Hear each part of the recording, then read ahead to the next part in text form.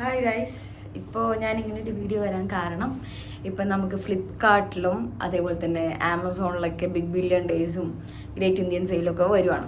So ഞാൻ ഫ്ലിപ്കാർട്ടിൽ കഴിഞ്ഞ വർഷം ഒക്ടോബർ 10-നാണ് iPhone 13 എടുത്തത്.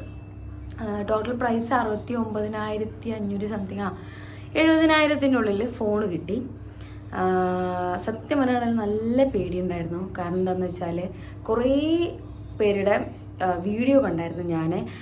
ചിലർക്ക് കരിങ്കല്ലാണ് കിട്ടിയത് ഐഫോൺ ഓർഡർ ചെയ്തിട്ട്. അങ്ങനെ വിലപിടിപ്പുള്ള ഗാഡ്ജറ്റ്സ് വാങ്ങിക്കുമ്പോൾ കുറേ ഫേക്ക് ന്യൂസസ്, ലൈക്ക് ഫേക്ക് ആയിട്ടുള്ള സാധനങ്ങൾ, അതേപോലെ തന്നെ പൈസ പറ്റിച്ചു, പിന്നെ അവരോട് കംപ്ലീറ്റ് ചെയ്തിട്ട് അവർ കറക്റ്റായിട്ടൊന്നും സാധനം തരുന്നില്ല, അങ്ങനെ കുറേ ബിഗ് ബില്യൺ ഡേയ്സിൻ്റെതായിട്ടുള്ള കുറേ വീഡിയോസൊക്കെ കണ്ടപ്പോൾ ഞാൻ സത്യം നല്ല പേടിച്ചു. കാരണം ലൈഫിൽ ആദ്യമായിട്ടാണ് ഇത്ര പൈസ കൊടുത്തൊരു ഫോണ് വാങ്ങിക്കുന്നത്.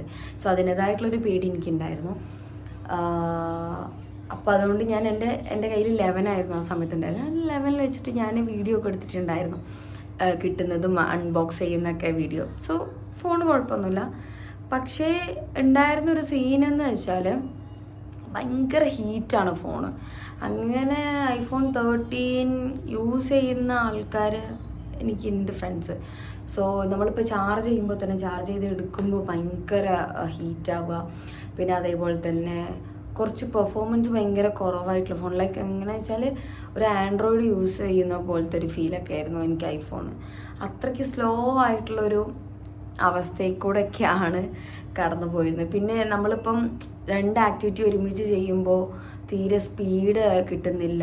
പിന്നെ പെട്ടെന്ന് ക്യാമറ എല്ലാം ഓഫായി പോവുക, അങ്ങനെ എന്തൊക്കെയോ സംഭവം. എന്ന് വെച്ചാൽ ഇവർ പണ്ടെങ്ങാണ്ടുള്ള ഒരു ഐഫോണ് ഈ ഒരുപാട് സ്റ്റോക്കുകൾ വിറ്റഴിക്കാൻ പറ്റാത്തതുണ്ടല്ലോ, അങ്ങനത്തെ പാട്ട സാധനങ്ങളാണ് നിങ്ങൾ പൈസ കൊടുത്ത് ബിഗ് ബില്യൺ എനിക്ക് 5-ൻ്റെ പൈസ കുറഞ്ഞിട്ടില്ല.